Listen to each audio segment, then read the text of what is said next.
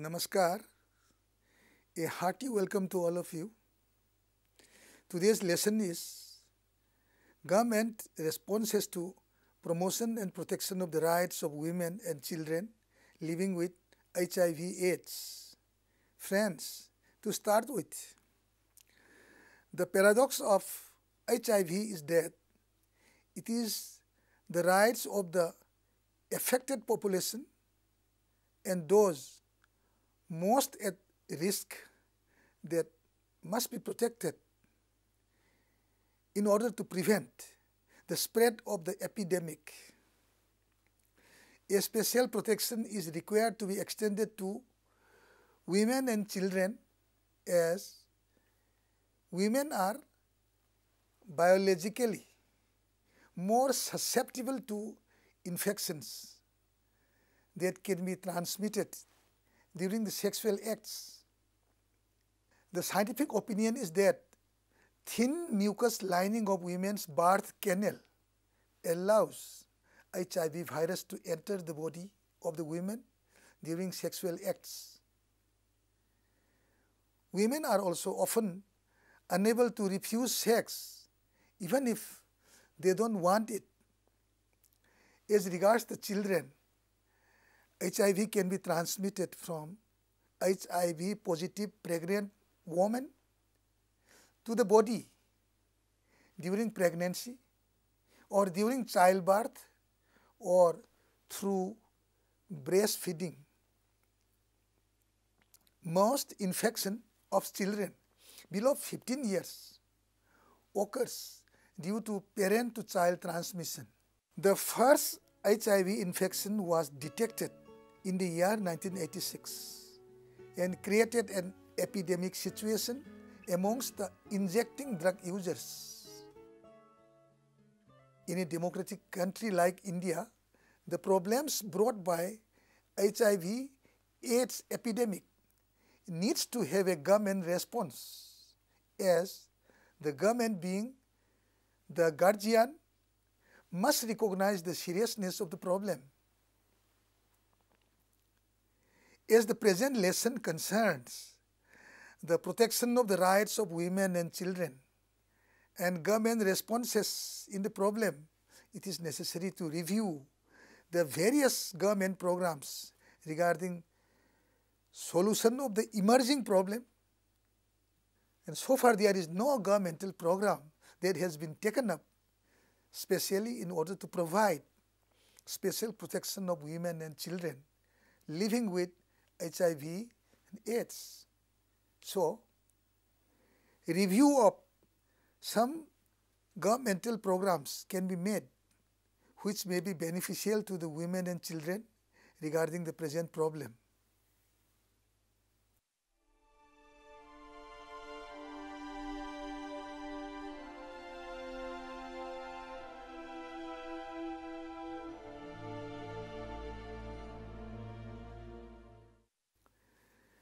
The first reaction of the government was soon after the first detection of the epidemic. The government of India established a high-power National AIDS Committee in the year 1986 under the chairmanship of the Union Minister for Health and Family Welfare to formulate the strategy and plan for the implementation of the National AIDS Control Programs. The Indian Council for Medical Research has also set up AIDS Task Force. The National AIDS Committee is also established under the Ministry of Health. The next year, that is 1987, the Government of India initiated the National AIDS Control Program with help from the World Bank to coordinate the national response to HIV/AIDS. The activities were confined to screening of sexually promiscuous population and blood donors and carrying out some educational program. Another task was screening of transfused blood for HIV to assure safety of the donated blood and to prevent HIV from this source. In the year 1988, the International Summit of Health Ministers called for the spirit of social tolerance and greater exchange of information on HIV/AIDS. Since then, the 1st December every year is being observed worldwide as a day of action that is designed to raise public awareness of AIDS and to catalyze new and greater commitment against the pandemic, not just for one, but for 365 days a year. The World AIDS Day highlights up-to-date information on AIDS, prevention and care. It aims to stimulate discussions and actions among people who are not confronted with the messages of the spread of the AIDS, and to foster compassion, hope, and understanding to every corner of the globe. World AIDS Day is supported by the World Health Assembly, the United Nations system and government, committees, and individuals around the world. Apart from the response of the government of India, various states also have adopted the state AIDS policy, of which an example may be cited by reference to the situation in the Manipur state.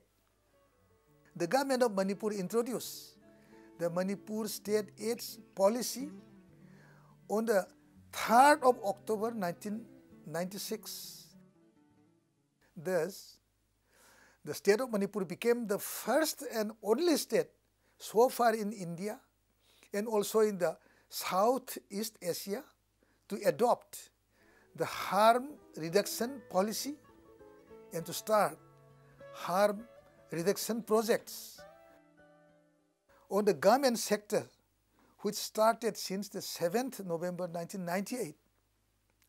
For this reason, it is imperative to review the Manipur State AIDS policy to appreciate its response in the matter of prevention and protection of the rights of the people in general, particularly of the women and children.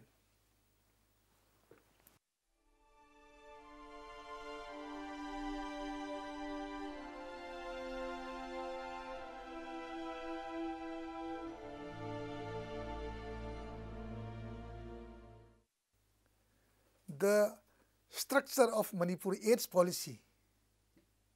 In this regard, the first cluster of HIV infection was detected in Manipur in February 1990. Gradually, the HIV infection has taken firm roots in Manipur.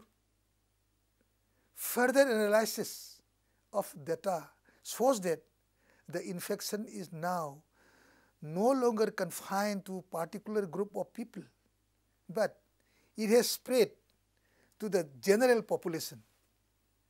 There is increasing evidence of HIV infection among pregnant women who are attending antenatal clinics and persons attending STD clinics. The government was of the view that the social, economic, and developmental consequence of AIDS in Manipur in the near future will be grim unless an immediate planning is launched. Keeping that in view, the government adopts the policy known as Manipur AIDS policy. The Department of Health is designed as the progress of implementation of the policy. The objectives of the policy to discuss are: first, to make provision of accurate information and education to make the people aware of and to protect themselves from HIV infection. Secondly, to ensure voluntary participation of people with HIV/AIDS. Thirdly, to ensure safeguard of confidentiality. Fourthly, to foster respect for privacy, dignity, and individual human rights. Fifthly, to cause avoidance of discrimination and stigmatization. Sixth, to provide quality medical care. Seventhly, to make provision of social benefits and social support system for the people with HIV/AIDS. Number 8, provision for creating a helpful and supportive social environment in the community so that people who suspect themselves to be infected can come forward for voluntary testing and for seeking help so that they can live peacefully with other members of the society. Lastly, to create an atmosphere of avoidance or removal of fear, psychosis in the minds of the people.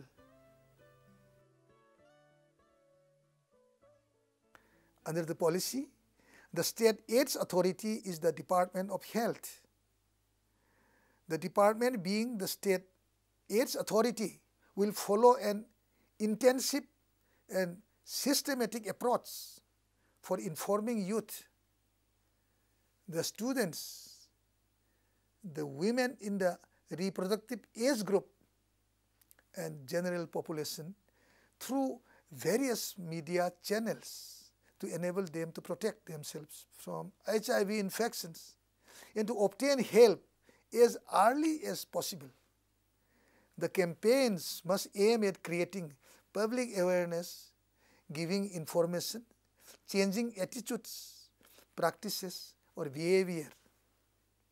The basic message will include information on how HIV is spread, how it does not spread, the importance of voluntary participation of the people with high-risk behaviors, facilities available for voluntary HIV antibody testing, the service provision, the importance of non-discrimination, respect for privacy, dignity of patients with HIV/AIDS, the influencing patterns of behaviors which may put an individual at risk, rehabilitation of recovering drug users, people with HIV/AIDS, and various aspects of this policy. Targeted messages will be given to the people with high-risk behaviors such as injecting drug users, commercial sex workers, etc., so that they may choose the intervention options which may reduce the risk of HIV infections.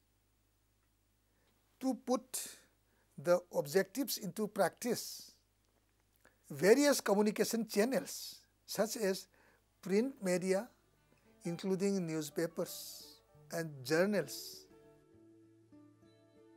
electronic media like TV, radio, films, video and audio cassettes, and traditional media like jatrawali, dramas, folk plays, and music ensembles to be used. The policy further determine appropriate legislation to be initiated for proper and effective implementation of the nation's AIDS control program in the state in the light of this state AIDS policy.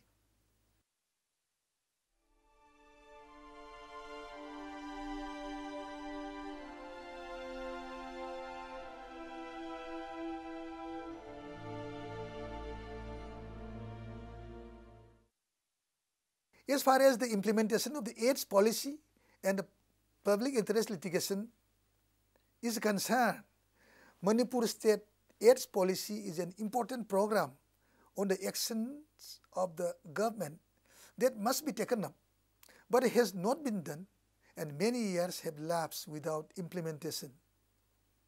A public interest litigation was filed before the Guwahati High Court, being Sri N. Sharat Chandra Singh versus the state of Manipur and others.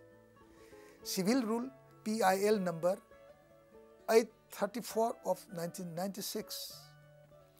The basis for the case was that on 4/9/1998, a news item was published in the Imphal Free Press that Comptroller and Auditor General of India, while auditing the accounts of the state government for the year 1996-97, has found out non-implementation of National AIDS Control Program.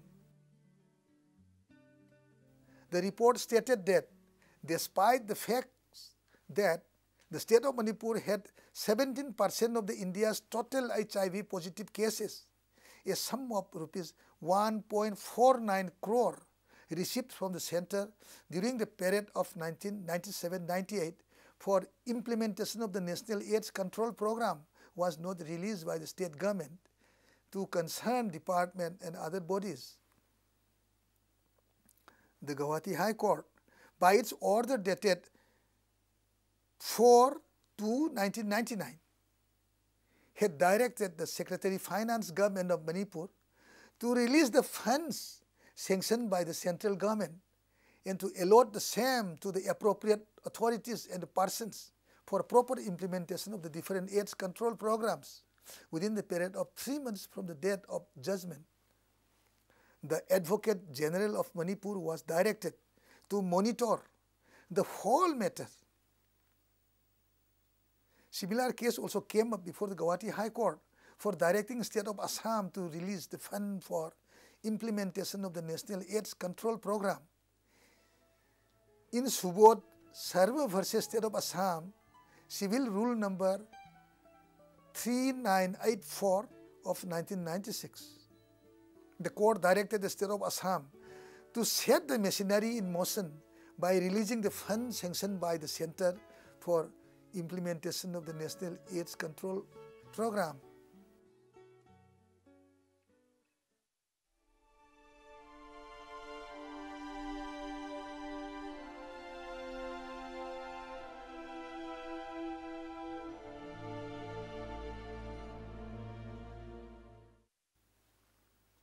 Well, friends, we can conclude by mentioning that it is seen that government response as far as the central government is concerned is seen to be prompt and active. But the cases of some of the state governments, positive directions of the courts to implement national AIDS policy was required and necessitated. Further, there is no special provision made for protection of rights of women and children. The response to the government is very much general and not specific, and thus not well projected to the cases of women and children. The spirit of Article 15, Clause 3 of the Constitution points to the making special provision for women and children, and considering this positive duty, the governmental response to protection of the rights of the women and children with HIV/AIDS is terribly inadequate. It is humbly submitted that the state in future may not compel public-spirited persons to approach the law courts for release of funds meant for prevention of HIV/AIDS. We must understand the meaning of right to life guaranteed under the Constitution, which meant live and let live. So with these few words, thank you very much. Have a good day.